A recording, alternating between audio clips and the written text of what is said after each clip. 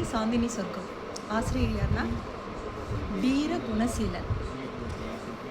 இவர் வந்து சாந்தினி சொர்க்கங்கிற இந்த நாவலை பற்றி எழுதியிருக்காரு பின்னட்டையில். ஒரு கிராமத்து சிறுவனின் பால்ய கால குறும்புகள், காதல், சோகம், வலி, ஏமாற்றம், துரோகம், பிரிவு, பசி, பயம், தொழில், வெற்றி, வாழ்க்கை, திருமணம் என ஒருவனது வாழ்வியல் சுக துக்கங்களை திகட்ட திகட்ட சொல்கிறது இந்த பல்சுவை நாவல். இதை படிக்கும் ஒவ்வொருவரும் தன் வாழ்க்கையை அப்படியே திரும்ப ஒருமுறை வாழ்ந்து பார்க்கும் மார்க்கண்டேய வரத்தை பெறுவது நிச்சயம். அது மட்டுமல்ல, மயிர் கூச்சல் எடுக்கும் திகில் அமானுஷங்கள், வயிறு வலிக்க சிரிக்க வைக்கும் நகைச்சுவைகள் கதை முழுவதும் ஏராளம்.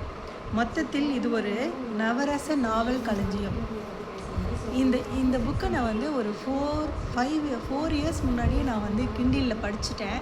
ஆனால் இதில் இருந்த அவ்வளோ சுவராசியம், ரொம்ப சுவராசியமாக, அதனால் கிண்டிலில் படிக்கிறதுக்கு முன்னாடியே நான் வந்து தம்பி குணசீலன்ட்ட எனக்கு இந்த புக்கு வந்து கிடைக்குமா தம்பின்னு கேட்டேன். அக்கா இது கிண்டிலில் மட்டும்தான் படிக்க முடியும் அப்படின்னு தம்பி சொல்லியிருந்தார். அப்போ நான் உடனே வந்து கிண்டிலில் வந்து கொஞ்ச நாளில் நான் படித்து முடிச்சிட்டேன். இது வந்து 556 பக்கம் உள்ள பெரிய நாவல் இது வந்து நான் வந்து அப்போ படிச்சவே பிரமிச்சு போனேன். ஒருத்தர் வந்து தன்னோட வாழ்நாளில் தன்னுடைய சின்ன வயசுலேருந்து நடந்த விஷயத்துலலாம் ஒரு அட்சரம் பேசாமல் ஞாபகம் வச்சு அதை வந்து தன்னுடைய அழகான எழுத்துக்களோட நல்ல நடையோட இவ்வளோ அருமையாக எழுத முடியுமா அப்படின்னு நான் ரொம்ப வியந்து பார்த்தேன். ஒரு விஷயம் கூட மறைக்கவே இல்லை. தன்னோட வாழ்க்கையில் நடந்த நல்ல விஷயமும் இருக்கும், கெட்ட விஷயமும் இருக்கும். எல்லாத்தையும் மனசார உண்மையாக ஷேர் பண்ணியிருக்காரு. அவர் வந்து வாழ்க்கையில் எவ்வளோ சின்ன வயசில் கஷ்டப்பட்டார், திருப்பி எப்படி வளர்ந்தார், திருப்பி ஒவ்வொரு ஸ்டேஜாக எப்படி போனார், சிறு வயதில் அவருக்கு வந்த காதல்கள், இந்த மாதிரி ஒவ்வொரு விஷயமாக அவர் கொண்டு வந்து அவர் தொழிலில் எப்படி இது பண்ணார், நிறைய அந்த பேய் பங்களா மாதிரி அந்த மாதிரி விஷயம்லாம் எப்படிங்கிறத நான் அப்போவே படித்து ரொம்ப பிரமிச்சு போனேன்.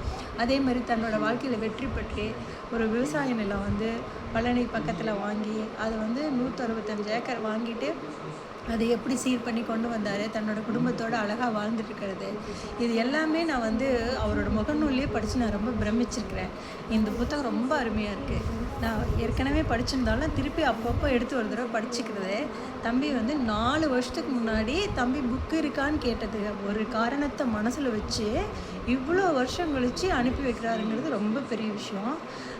நான் வந்து 4 வருஷம் கழித்து ஞாபகம் வச்சு அனுப்பியிருக்கீங்களே தம்பி அப்படின்னு கேட்டதுக்கு அவர் சொன்னார், 40 வருஷம் நான் மறக்க மாட்டேன் அக்கா அப்படின்னு எழுதியிருந்தார். ரொம்ப ஒரு உள்ளத்தில் இருக்கிற விஷயத்த அப்படியே மனசார இந்த மாதிரி சொல்கிறதுக்கெலாம் ஒரு பெரிய தில்லு வேணும். தம்பிக்கிட்ட அது நிறையவே இருக்குது. உண்மையாக நியாயமாக இருக்கிற ஒரு அருமையான புத்தகம். நான் படித்து உண்மையாக பிரமிச்சு போயிட்டேன். தேங்க்யூ தம்பி.